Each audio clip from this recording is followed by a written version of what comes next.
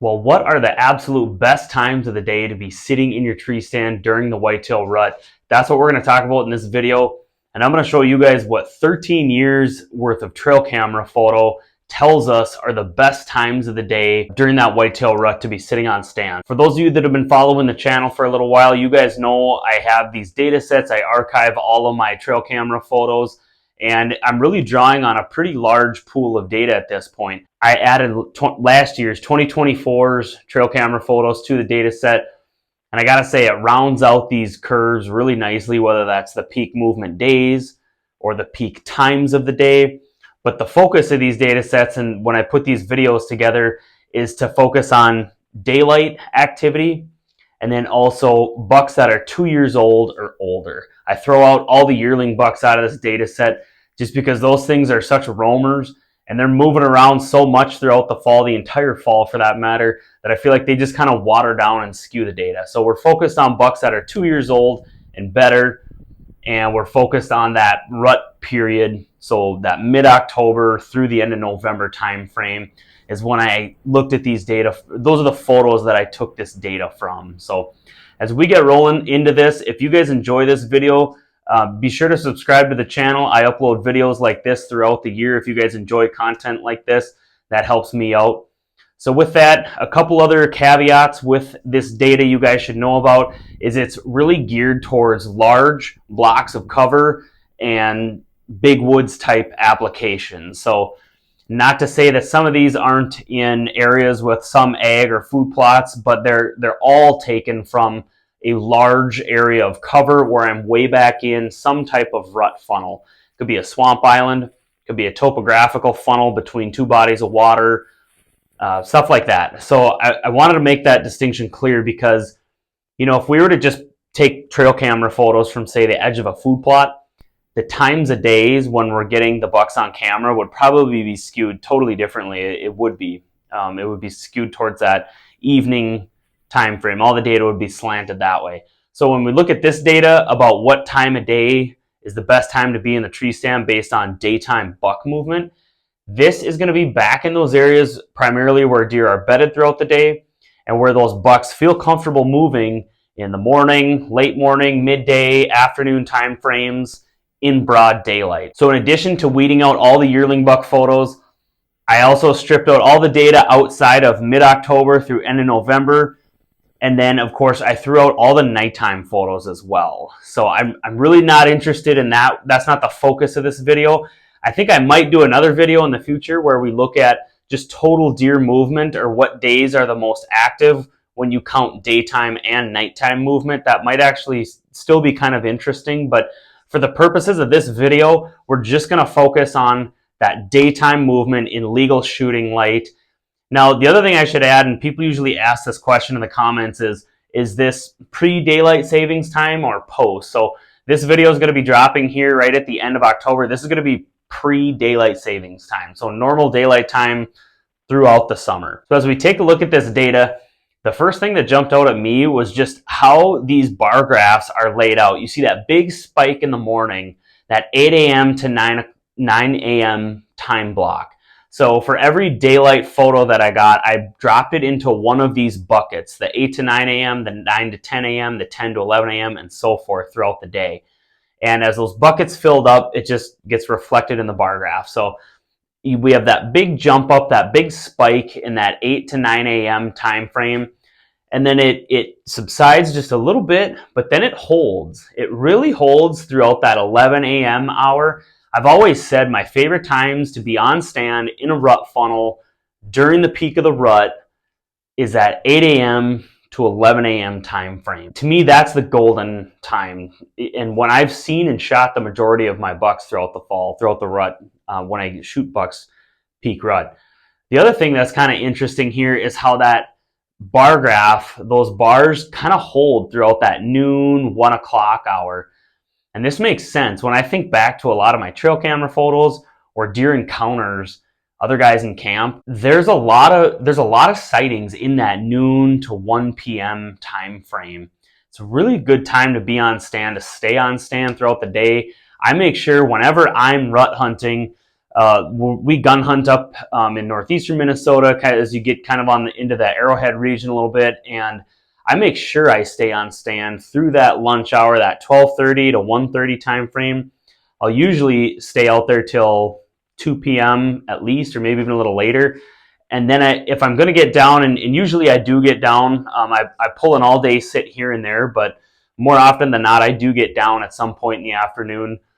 It's in that 2 p.m. to 4 p.m. time frame, or that 2 p.m. to 3:30 p.m. I might get down, move to a different stand, or come in, grab a bite to eat, and then get back out there if the access is good to get in and out. And so that's really the quietest part of the day. So that's a third thing that I've been taking away from this graph is if there was a time you were going to get down or weren't going to be on stand, what would be the best time to be back at the cabin or back at the house, grabbing a snack or something like that? And to me, that would be that 2 p.m. to 4 p.m. 2 p.m. to 3:30 is probably, based on this data and just from my own observations, that would be the deadest part of the day right there. If you are going to get down, something to think about, that might be a time to do it. If you got the stamina to pull an all-day sit, do that. These areas that I'm hunting up in northeastern Minnesota, and then even closer to home here up in north central Minnesota, it's a lot of big woods. It's a lot of public land tracts with vast cover stretches. When you're not hunting right on a food plot or something like that, these deer are active throughout the whole day. Now, if you're in a situation where you're hunting private land right on a food plot, this video isn't going to apply a whole lot. I mean, maybe a little bit, but you might be back in the bedding cover. But, if you're hunting over a food source, totally different story. Doing an all-day sit doesn't make any sense. But if you're back in these big woods regions, vast cover tract areas, there's other states, Pennsylvania, with large tracts of cover, the eastern seaboard, New York, Vermont, New Hampshire, all these states. If you're back in these big wood settings, it is a great idea to hunt all day. It can kind of get a bad rap from time to time. People will say, it doesn't make any sense to sit on stand all day because you're either in a morning stand hunting movement coming one way from the food, or it's an evening stand coming back the other way. And that's great if you're sitting on a food plot or a feeder or something like that. But if you're not hunting directly over either one of those things, it's a great idea to stay on stand all day if you can swing it. I used to do it more. I don't do it as much as I used to, but I still pull a few all-day sits during the peak rut even now. Okay, so then as we follow this graph to the right, you can see that big late afternoon and evening spike in activity, and that makes sense too, right? And even in these big woods areas, I mean, these deer are still crepuscular creatures, meaning they move at dawn and dusk. They're still geared towards that. They're wired towards that. One thing I've found amazing is up in northeastern Minnesota, kind of on that western side of the Arrowhead region, we're hunting areas that are really low hunter density and really low deer density. These are stretches of cover that have virtually no impact or influence from humans in a lot of cases. I mean, there's areas, some of the areas we get into, I would say are almost unimpacted by hunting pressure, and yet those bucks still move an amazing amount in the middle of the night. It shocks me. You hear everything online on these, YouTube or whatever it is, people will say, well, all that hunting pressure made that buck nocturnal. And there might be some truth to that in those cases, but I got to tell you guys, a lot of these bucks are just naturally nocturnal anyways, in their completely natural state, uninfluenced by hunter pressure. I'm just shocked by how many photos we get at night. And some of that might just be due to, during the peak of the rut, those bucks are running 24/7. And so I'm getting them in daylight and I'm getting them in the middle of the night.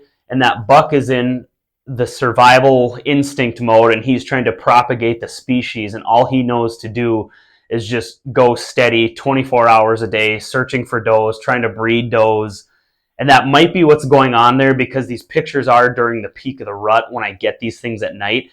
I get a shocking number of bucks working my mock scrapes or a natural primary scrape in the middle of the night with no other outside hunting pressure. And we haven't hunted there yet for the year. So it really just kind of an amazing dynamic. And I'd like to talk to a deer biologist about that sometime, just about how naturally nocturnal these deer are, even without any hunting pressure. But that's kind of, I'm getting off on a side topic here. Getting back to the main graph at hand here, this really coincides well with what I think we were expecting for that morning peak, that big jump up, and then kind of sustaining throughout that 1 p.m. time frame, and then that evening peak as well. These are the times that we've historically done the best on stand. A lot of guys that are deer camping, myself included, we won't stay out till dark. We'll usually get down just a little bit before for whatever reason. Part of it might just be camp tradition.